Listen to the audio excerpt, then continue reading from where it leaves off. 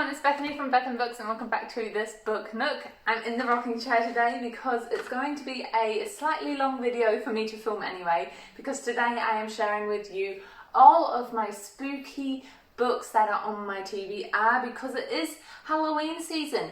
I genuinely forgot, so thank you to Mike Rosen over on Instagram who reminded me. In New Zealand we don't really do Halloween, at least not in Palmerston North. It's not a huge thing. So I honestly forgot all about it, especially because it's getting into the summertime temperatures, so it's not exactly a cozy autumn like you Northern Hemisphere folk have, but either way, I wanted to share with you all of my horror thriller books that are on my TBR. I did do this with the fantasy books. I'll leave a link if you are interested in watching that one as well. But without further ado, let's just get into it. Alright, so apologies in advance for my laptop here. I'm going to try summarise each book with 1 or 2 sentences, so I do have their good read blurbs up in front of me so that hopefully you can get the general idea of each book, maybe add it to your own spooky TBR, and from there just be able to get through all of them. I think there's maybe 40 books on this list, so grab a cuppa, we might be here for a wee while. The first book I have on my list is The Mortician's Daughter.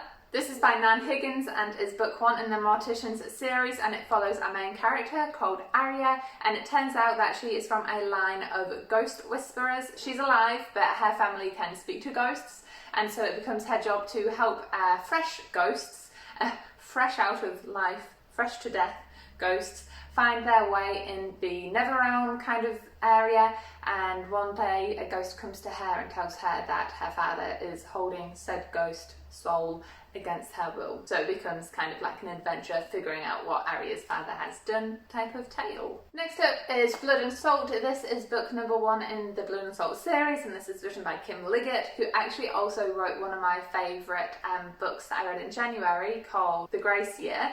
But this one follows our main character called Ash, and it follows her and her mother. So her mother went to a spiritual commune, but there's something kind of fishy going on, and as Ash is helping her town get ready for this celebration, which is quite a tradition, things just tend to go south in kind of a haunted, spooky way. Another Kim Liggett one, this is called The Last Harvest and is a standalone novel. This one follows our main character called Clay. Now he finds his father dying in their farm with a crucifix held to his chest, and his father's last words are, "I plead the blood." And essentially Clay goes on this journey of trying to figure out what's going on, because all of a sudden these farmers that his father claimed as devil worshippers kind of get all up in his grill. Things become a little bit mysterious, and Clay is just trying to figure out the truth behind all of this, as well as a romancer plot with his longtime crush called Ali weaving its way in there as well. Into the Drowning Deep by MIRA Grant is book 1 in the Drowning Deep series, and is a book I've had on my TBR for a very long time. 7 years ago, a ship of people went off to film a mockumentary, but what happened? No one quite knows the truth, but essentially nobody came back at all. They just disappeared at sea. So now it's the 7 years in the future, so we've caught up to present, and a new host of characters grabs the ship and is going out. Some of them are chasing life dreams, some of them are chasing the truth, and our main character is trying to chase the sister she lost. But the secrets of the deep come with a price. I don't know, it's what it says, it sounded cool. The Hike by Drew Magary is up next, and this is a standalone novel. And this is a quest kind of novel. We follow a main character called Ben. He is just this guy at a hotel, and one day he decides to go for a walk in the forest down the path, but some sort of magic or something takes hold, because now he can no longer get off the path, and he falls into a world of man-eating giants, what does it say here, bizarre demons, colossal insects. It's just a quest journey type of book, which sounds like a whole lot of fun to read, to be honest. Wild Girls by Rory Power is a standalone, and I have seen this everywhere on Instagram when it first came up, so I am extremely intrigued. Scarily, it's a quarantine story. So something hits this school where our main characters are. The teachers go down one by one, then the students go down one by one, And so the remaining girls kind of go to the woods, you know, to survive, classic quarantine apocalypse style. And then one day a best friend runs off, and of course they all have to go find her, and they run into trouble. Next up is Bunny by Mona Awad, and this is a standalone novel and one I put on my TBR thanks to Books and Lala, who said it was a random, weird but enjoyable read. So it follows a group of women who have called themselves bunnies, like the group is called Bunnies, and we have our main character called Ava. No, sorry, that's the best friend, Samantha. And Samantha thinks, oh, they're just like wackos, you know, until one day she gets an invitation, and so she ditches her best friend Ava to go figure out what the bunnies are all about, and essentially the reality gets blurred because some fantastical stuff happens. From my own book collection, I have the last 2 books of the Hannibal series. I absolutely love these books. I love the character Hannibal himself. I think he's one of the best characters ever created. I won't go into it too much, you're probably already familiar with that character, but I'm up to the 3rd book where Hannibal has escaped from prison. Another one from my own collection, this is an anthology called Flight or Fright that is primarily edited by Stephen King, which is the whole reason I picked it up in the first place, and the stories all centre around the horrors that is flight, and each story has something to do with aeroplanes and the, you know, potentially disastrous stories that come with them. Then there is Fellside by M.R. Carey, and this is set in a prison in the Yorkshire Moors, and we have our character who is a prisoner, and she is called Jess, and essentially the walls whisper, she thinks she's going insane, until one day a boy comes along with a voice for Jess, and does she listen? We will find out. This one you would have seen in my latest haul. This is Platform 7, and it just follows a character who has passed away and is trying to figure out the mystery around her own death as well as the deaths connecting to hers. Alright, so moving into the more thriller-esque side of things, I have Two Can Keep a Secret. This is written by Karen McManus and is a standalone novel and is centered around this town. And the town over time has witnessed a couple of strange disappearances and deaths of young women, and our main character, called Ellery, essentially ends up moving there, and then more girls from prom go missing, and it's just the mystery surrounding that. 8 Perfect Murders by, what's his name now? Peter Swanson. This is the first book in a series, and it is a chilling tale of psychological suspense that centres around this serial killer, and essentially he is he is recreating previous murders that have happened in books. I have been told though that this is it's a good book, but it will spoil the books the serial killer has taken inspiration from for you. So if that's something you're interested in reading, just double check you don't want to be spoiled for the books that are included within this book. Next up, Verity by Colleen Hoover. A woman called Lolan Ashley is hired by a husband to finish the author called Verity's works, and upon that she discovers this autobiography that has chilling details about how Verity and her husband's daughter's death occurred, and essentially Lolan Ashley is trying to figure out whether she shares this information with the husband or not. And then Never Known by Agatha Christie, a classic mystery thriller that I just really want to read. If you're unaware, it follows 10 people. They go to an island and they have all been marked for murder, and they slowly go missing one by one as described in a poem that hangs in the mansion at which they are all staying, and it's just a classic Agatha Christie murder thriller mystery novel. Next up is a bit of a young adult one, and it's called Clickbait. This is written by Anne Valet, and it follows our main character called Chloe, and essentially Chloe is out for revenge. Her best friend was humiliated by the IT group of people at school, and she decides, you know what, she's going to take them down. So she deletes social media, changes her looks, pretends to be one of them, and kind of infiltrates them, until of course she meets one of the IT people and starts to fall for them. I am a bit unsure where the thriller side comes in, is the takedown of these people a bit more violent than just social gossip? I don't know. I am intrigued. It is written by a Wattpad author, which I'm yet to find a good novelist from Wattpad. Whenever a person has come from Wattpad to writing a book, I've never been too impressed.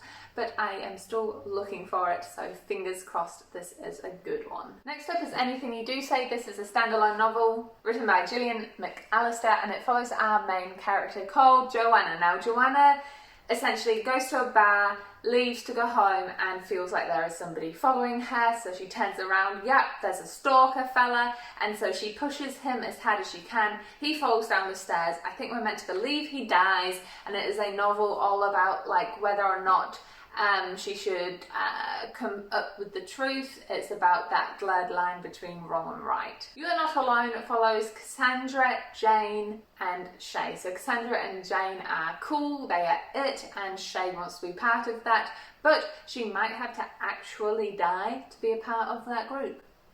Intriguing. Dangerous Girls. This follows a main character called Anna. Anna's friend is murdered, and Anna is then framed for her best friend's murder, so she has to fight for her innocence. My Sister the Serial Killer is probably one you're familiar with. There's two sisters, and one of them keeps killing her boyfriends, and the other sister keeps covering them up. All Your Twisted Secrets, another one you might have seen around. It's kind of like an escape room, but in real life and more lethal. A group of girls, like the it girl, the cool girl, all of that stuff, are put into a room together, and essentially they're told, you need to kill one of you. There's like a syringe with poison or something in it.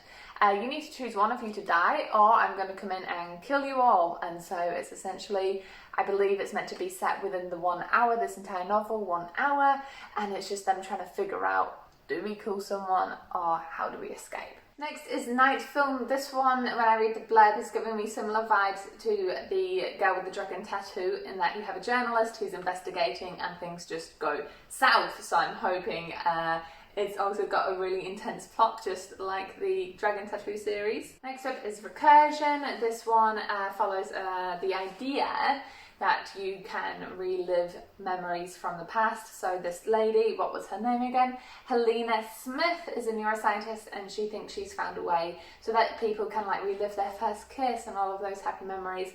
But of course, it's not so easy to do because there's a guy who has found a way to do the opposite, erase the past. So Helena and this other dude just work together to try and stop him.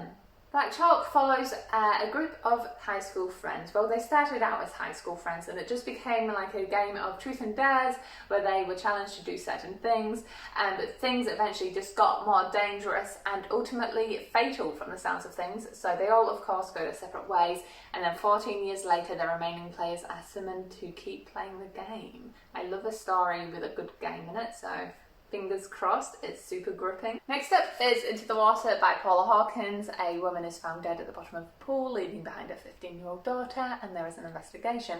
I have to admit, I read The Girl on the Train, didn't rate it very well, and that was before, right? No, I read The Girl on the Train after I had already bought this one, so I'm hoping it's better than The Girl on the Train, but maybe the writing style just isn't for me, but either way, this is on my shelf that I want to get to eventually. The next one I have here is The Vanished Ones. I actually thought it was the first book, but it's actually the second in the series, so The Whisperer is the first one in the series.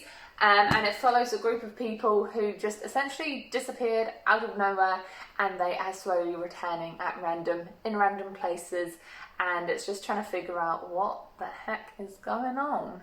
Next up is Stillhouse Lake, which is another one I actually got from a Books and Lala recommendation, and essentially the wife discovers through a car accident that her husband was a serial killer. He goes to prison, she escapes to Stillhouse Lake with her kids, trying to give them an opportunity to grow up with peace and harmony. But of course, it's never that easy. A body washes up outside her house where she's living on the lake, and she gets all these threatening letters, and she's having to fend off another a creepy, stalkery, murderous person. Next up we have Day Zero, and this one follows a main character called Jinx. Now her father was a doomsday planner, and she always thought it was weird, it was stupid, what the heck, what a wacko. But ultimately, doomsday comes. I'm pretty sure her father dies in the first few pages when it all happens, but with her skills, she has to survive. She ends up finding her siblings and just making a run for it, and hopefully all works out for them. Next up is Need to Know. Now this follows our main character called Vivian, and she is a dedicated CIA investigator person, and she's trying to find Russians in America, I believe, until one day she stumbles upon something in a digital file which she really shouldn't have, and all of the baddies kind of come for her. Her family is in danger, she's in danger, she needs to uproot her life, and we just follow as the drama unfolds. Next up, we're almost there guys, is the Shanghai Factor. This is another in a storyline where we have someone who is undercover, and essentially he is unnamed. The main character remains unnamed for the entire story from the sounds of things.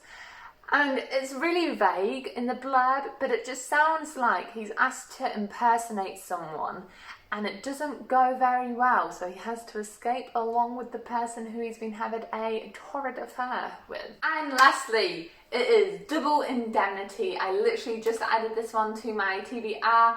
It sounds so fascinating. So we follow a wife, and essentially she goes to a life insurance fella and says, hey man, can I kind of insure my husband's life without telling him? And the insurer's like, that sounds like you're trying to off your husband and reap the rewards.